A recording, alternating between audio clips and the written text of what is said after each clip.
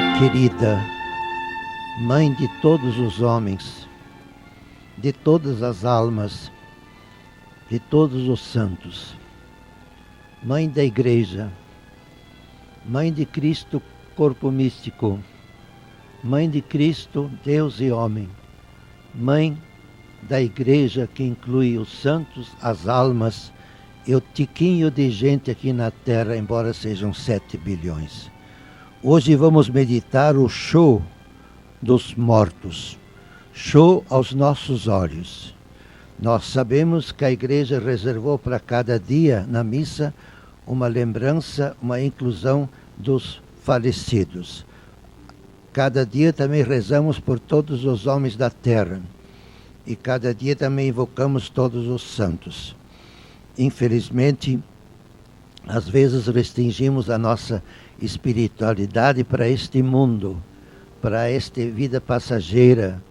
E São Paulo aqui não entrega a ficha dizendo: se Cristo apenas para esta vida, somos os mais miseráveis de todos os homens.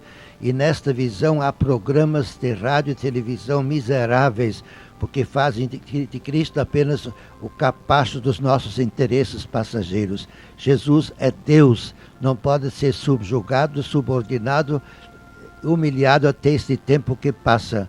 Até um pinguim, até um mosquito que vimos foi criado com amor eterno, com este sol que ilumina os tempos e a eternidade. O show dos mortos, o dia 2 de novembro, é um dia universal, aceito por gregos e troianos, isto é, cristãos e ateus, porque todos nós temos em todas as cidades cemitérios, em todas as famílias tem falecidos, em todas as famílias tem lembrança de mortos, e por isso o dia 2 de novembro é um dia universal. Recolhidos ao silêncio dos jazigos, os mortos movimentam as cidades desde a limpeza dos mausoléus e a comercialização das flores até o remanejamento do trânsito nas ruas. Os mortos dão um show para os vivos, embora sejam apenas corpos nos cemitérios e apenas lembranças lá, cinzas. Às vezes eu penso que há uma cidade sobre a terra e uma cidade debaixo da terra, que é aquela realmente multidão, esta festança, o festival dos vermes que rói os nossos corpos e as traças que corroem também nossos próprios ossos. Quantos procuram neste dia uma ligação direta com os mortos através da oração cheia de fé? As flores esparramadas sobre os túmulos podem alegrar apenas os olhos dos vivos. A mera aproximação geográfica dos jazigos familiares não basta. Este é um dia de reflexão séria sobre a morte, que é feita uma brincadeira de mau gosto por parte dos indivíduos e até povos. É o dia em que os vivos devem realmente conscientizar-se como candidatos inevitáveis destes mesmos túmulos que displicentemente contemplamos. Realmente nunca esqueço, quando era jovem estudante, fomos visitar um irmão chamado irmão Furatê, que estava no cama das dores, cama da morte. Ele olhou para nós, jovens estudantes: vocês podem me olhar, mas o dia de vocês também vai chegar. Isso me marcou até o dia de hoje, porque este irmão religioso era tranquilo, seguro. Ele estava lá onde de fato estava e se aceitava lá para entrar no reino dos céus. Realmente é o dia do exame sincero de nossa amizade para com os mortos, como mortos, isto é, como avançados a um plano superior ao nosso. Nenhum morto voltou para nos dar uma entrevista sobre o além, mas alguém veio de lá, Cristo, e podemos acreditar nele quando nos fala sobre o além-vida. Um psicólogo de Curitiba, um dia o neto dele foi estraçalhado debaixo de um ônibus e uma vidente disse: venha lá no centro, ele quer falar com você. Ele disse para a vidente: meu filho sabe onde eu moro, que venha na minha casa. Isto chama-se lógica da existência humana.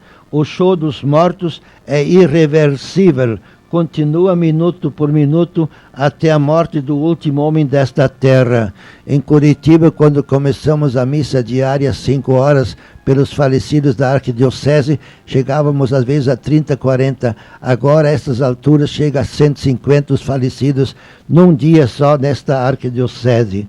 Os mortos nos insinuam que, em vez de chorarmos por eles, e não adianta mesmo, deveríamos preparar-nos melhor para este passo decisivo que já deram. Cada saída de um cemitério nos deveria lembrar a metragem exata e proporcional dos valores. Primeiro, toda a matéria do mundo não vale um pensamento humano.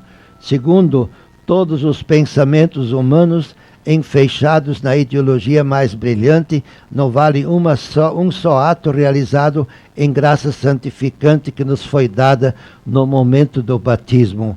Por isso, a maior amizade para com os mortos é a oração realizada na Santa Missa, onde o próprio Cristo reza conosco com a oferta simultânea do seu sangue preciosíssimo.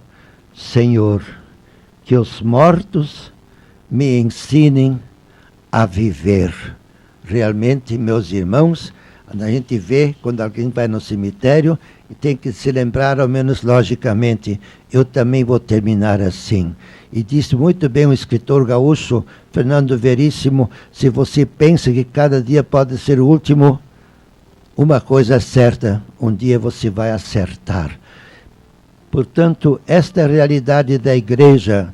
Santos, almas e homens na terra. Uma gota em relação ao mar, somos nós os que vivemos neste orbe terráqueo. Só pede milagres para esta vida. Isto não é caridade. Se Cristo apenas para esta vida, como disse São Paulo, somos miseráveis.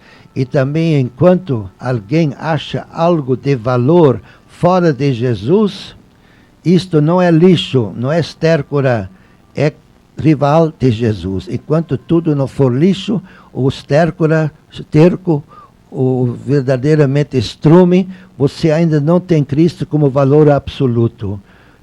Que coisa linda sabermos que a única separação é dos condenados ao inferno. Aqui na terra, talvez os condenados, os afastados, separados de Deus, são os ateus, que negam a própria existência como vinda de Deus. São os autossuficientes. Eles não são de Deus, eles são avulsos, são folhas soltas, são peixes fora do mar, são gotas que secam sobre a pedra. Que coisa linda sabermos que a igreja é mãe. Cada dia na missa, cada segunda-feira e, de fato, um mês inteiro de novembro e ainda a grande festa 2 de novembro. É o maior show do mundo. Todos têm falecidos na sua família, todos têm falecidos na sua cidade, na sua rua e até no mundo inteiro falecem quantos cada segundo. E se você for no Dia dos Mortos, no show dos mortos ao cemitério, você lembra apenas alguém, você empacou com ele na última respiração. Você realmente não encontra nada em ninguém. É uma apenas lembrança, sendo que na missa você encontra, cada missa, todos os falecidos. Mas eu me tenho que retificar. Quando você vai ao cemitério e lá tiver gente que foi encomendada pelo sacerdote, você vai encontrar no cemitério anjos. Anjos bons que guardam solícitos jazigos e anjos maus que esperam vorazmente os seus companheiros condenados. Por isso disse tão bem São João Crisóstomo, por respeito à divina Eucaristia, os anjos fazem guarda de honra ao redor dos corpos dos escolhidos que repousam no seio da terra. Meus irmãos, que consolação! E realmente na oração para abençoar o túmulo de um amigo nosso, nós rezamos, ó Deus, mandai um dos vossos santos anjos para guardar o túmulo do José ou da Maria, para que de fato na ressurreição possam ser acordados ou para a salvação eterna e pelos anjos maus para a condenação eterna. Por isso os cemitérios são realmente lugares de muito respeito, de muito quase expectativa. E se alguém me disser que todos os mortos do cemitério da sua cidade, todos morreram na graça santificante, todos estão salvos com certeza absoluta, nós podíamos pagar a viagem da vinda ao Brasil, ao Papa Bento XVI, para ele canonizar esse cemitério. Mas ninguém tem coragem de fazer isso, porque de fato, meus irmãos, a última respiração é o dilema. Até a última respiração, Jesus, Deus, juiz, é escandalosamente misericordioso. E depois da última respiração, Jesus é tremendamente um juiz de decisão eterna. Hoje, meus queridos irmãos, vamos rezar a Ave Maria final por todos os sacerdotes falecidos e religiosos falecidos. Já houve muitas alusões de brincadeira em relação aos sacerdotes e aos religiosos, porque muitas vezes não damos o exemplo necessário. Quantas vezes dizem na cara dos religiosos pobres reais: vocês fazem o voto e nós praticamos o voto de pobreza. E quantos sacerdotes às vezes somos arbitrários em decidir uma primeira comunhão ou um batizado, e não sabemos que toda criança tem o direito divino de ser batizado. E graças a Deus talvez chegou o tempo em que se exige mais dos padrinhos que assumam de fato a salvação eterna dos seus afiliados. E é triste escutar um afiliado pedir ao sacerdote: risque por favor o meu padrinho que apostatou da religião. E realmente às vezes se pensa que os religiosos porque fazem os votos e os sacerdotes porque celebram a Santa Missa em nome de Jesus na primeira pessoa do singular. Não, como diz São Paulo, que não aconteça que eu salve os outros e eu mesmo me perco no inferno. E também Jesus preveniu que ninguém use a Eucaristia para a sua desgraça eterna. Realmente temos que comer a carne e beber o sangue. E se você até hoje não bebeu a carne e o sangue, você não comungou a realidade objetiva, a carne e o sangue de Cristo. E se você um dia comungar de fato Jesus como Ele é, divino e eterno, deve acontecer um fruto em sua alma, um fruto de eternização, de transformação, de espiritualização e um pouco desta alegria que a traça não corrói e o verme não come. É tão bonito nós sabermos que Santa Catarina de Gênova nos dá umas ilustrações que até nós mesmo lendo ficamos um pouquinho boiando no ar, porque é uma experiência tremenda que ela passou 2 anos convivendo com as almas do purgatório.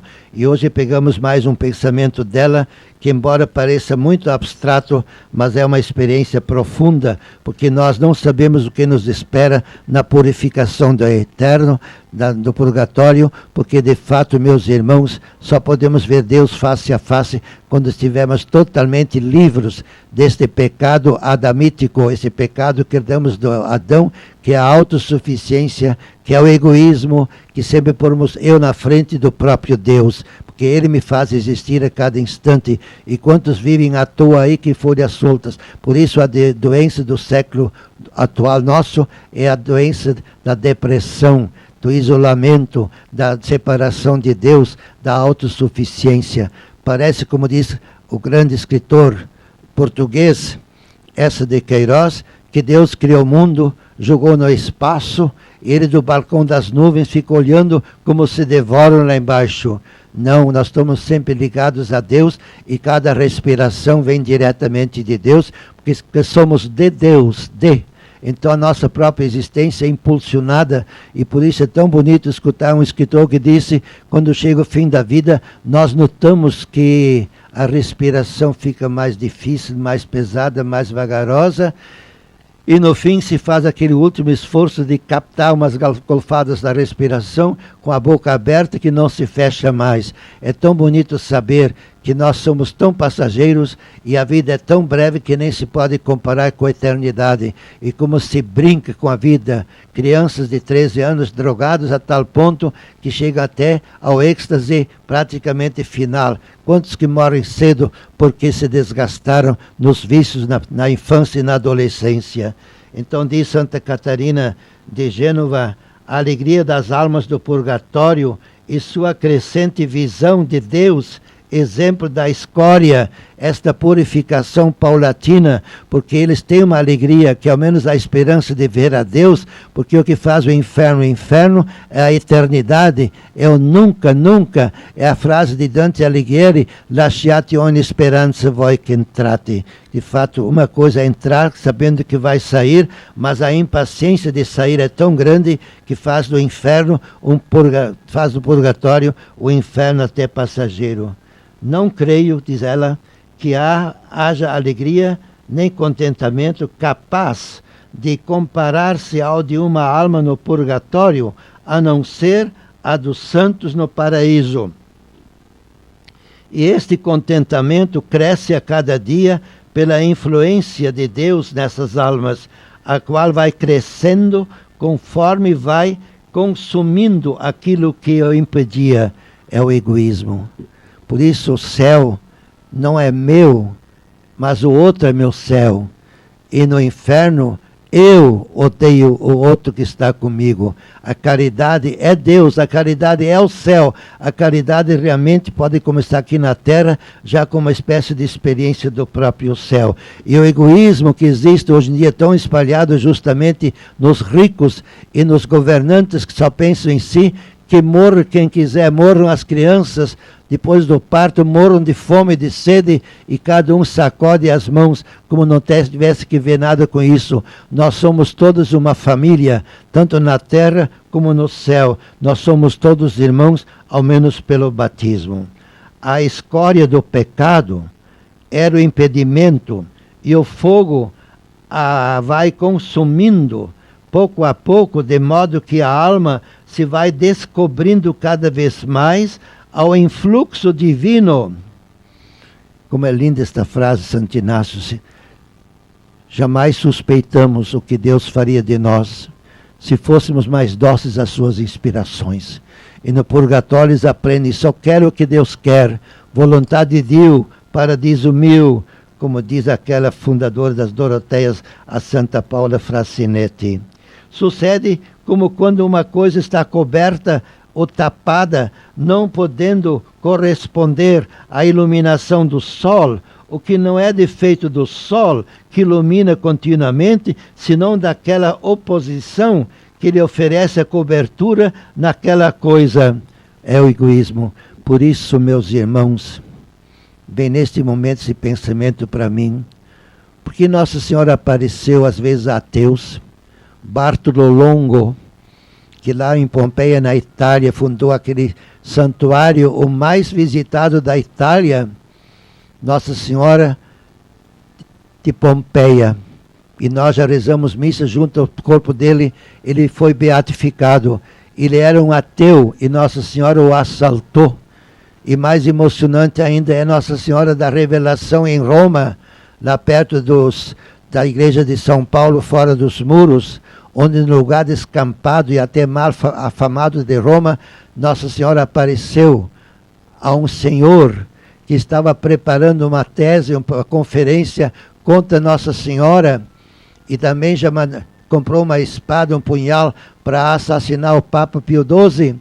E Nossa Senhora apareceu a ele e as 3 crianças numa gruta mal afamada daquele tempo, e hoje esse santuário é o céu, coberto no meio das plantações de eucaliptos, lá se celebra a missa todo dia. Nossa Senhora da Revelação. Apareceu um ateu que depois se tornou o grande propagador de Nossa Senhora. Não é o pecado que impede, é o egoísmo. Jamais suspeitamos o que Deus faria de nós se fôssemos mais dóceis às suas inspirações. É realmente, meus irmãos, se Deus não te dá uma graça, a culpa não é de Deus. Assim como crês, assim seja feito. E se tiveres fé, farás maiores milagres do que o próprio Deus. Fé é crer sem ver, sem constatar e até com aparência contrária. Fé é a certeza do próprio Deus que faz minha certeza. Fé é possuir Deus com todo o seu poder, todo o seu amor e toda a sua sabedoria. Se então ardesse, consumindo-se aquela cobertura, se descobriria as coisas ao sol e tanto mais corresponderia à iluminação solar quando a cobertura mais se fosse consumida. Portanto, o egoísmo impede a atuação de Deus no meio de nós. Por isso vai crescendo o contentamento conforme vai destruindo-se a miséria e se descobre a alma ao raio divino. E assim cresce um e mingua a outra sem que acabe o tempo, porque não diminui a pena, por isso, senão o tempo de estar nessa pena. E no que se refere à vontade, não é possível dizer que aquelas penas sejam tais penas, porque se contentam ao ordenado por Deus, com cuja vontade para a pura caridade está unida à vontade daquela alma. Quer dizer, a vontade de Deus e a nossa felicidade, assim como Deus quer. Portanto, Deus sabe muito mais do que eu sei, me quer muito mais bem a mim do que eu me a mesmo, e Deus é poderosíssimo. Uma só palavra, minha alma será salva. Que essa de retiro com as almas realmente nos purifique e nos mostre que, de fato, a melhor coisa é nós rezar pelas almas. Porque quando se reza por si, nós nos alimentamos também egoisticamente. Portanto, se você quer rezar, reze pelos outros, pelos doentes, pelos enfermos, pelos pobres, reze pelas almas. E posso lhe garantir, toda oração feita pelas almas, do modo especial na Santa Missa, é uma riqueza para nós. Porque o céu não é eu, mas o outro será meu céu. Por isso também a maior heresia é falar que os santos têm ciúme um do outro. Só no céu não tem ciúme. Aqui na terra sempre tem um pouco de ciúme por causa do egoísmo. Eu. Que lindo sabermos que na missa temos o grande encontro de toda a igreja, os santos, as almas e todos os homens da terra.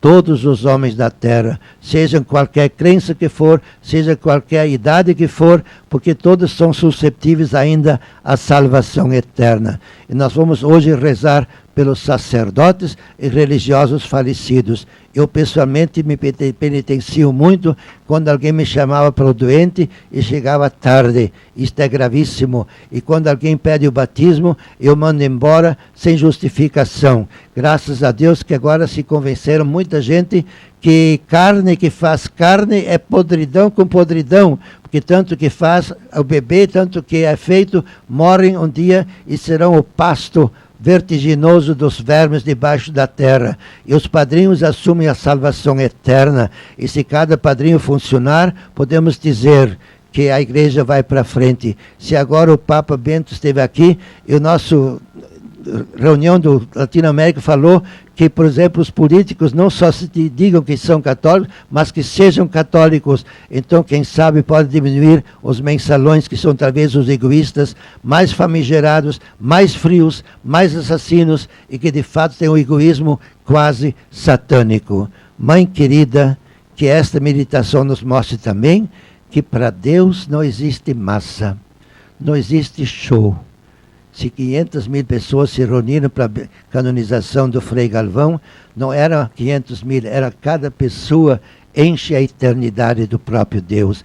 Cada pessoa merece a eternidade de Deus. Cada pessoa é uma diocese, é o mundo inteiro. Por isso, Santa Teresinha nos ensina que nós podemos, pela fé, pela graça e pelo batismo, levar para cada Santa Missa todos os homens da terra, todas as almas do céu e todas as almas do purgatório. E a maioria imensa é o mar que está longe dos nossos olhos. E uma gota são os que vivem nesta terra. Uma lamparina são os que vivem nesta terra. E o sol é a igreja no além. Por isso a religião de Deus só pode vir de Deus. E só pode ser eterna. Só pode ser divina. Realmente Jesus mostrou aqui na terra que ele fugia das massas e chorava até porque eram traiçoeiras. Ele queria pessoas, ainda que seja uma pessoa profissional no pecado, como foi Santa Maria Madalena, que ele louvou diante do fariseu, disse: esta mulher dela se há de falar até eu vir no mundo. E o fariseu ia continuar porque era uma prostituta profissional. E Jesus disse porque ela amou. O amor é a única coisa divina que todos nós temos. E o amor é bem puro se for um amor para as pessoas que nós amamos aqui na terra e cujos corpos estão descansando. Esta amizade que a traça não corrói. E não se esqueçam que as almas nos conhecem por dentro. E o celular deles é o próprio Divino Espírito Santo. Mãe querida, muito obrigado por esta visão, que cada um de nós vale a eternidade do próprio Deus, e 500.000 pessoas são apenas um aglomerado geográfico e histórico. Nós somos eternos aqui no tempo que passa, somos divinizados pelo batismo e também somos já felizes com a felicidade que o mundo não pode dar, e só Jesus pode dar. Dou a minha paz que o mundo não pode dar nem tirar. Ave Maria, cheia de graça, o Senhor é convosco. Bendita sois vós entre as mulheres, e bendito é o fruto do vosso ventre, Jesus, e todos nós ligados ao Pai eternamente, divinamente, pelo Espírito Santo. Santa Maria, Mãe de Deus e nossa também, rogai por nós pecadores, porque só existem pecadores. Os outros são hipócritas, são fariseus, são fingidos, são mentirosos. Agora, e na linda, bela, luminosa, cheia de expectativa hora do nosso encontro definitivo, celeste, eterno, maternal e filial. Amém. Abençoe-vos, ó Deus Todo-Poderoso, Pai, Filho e Espírito Santo. Amém.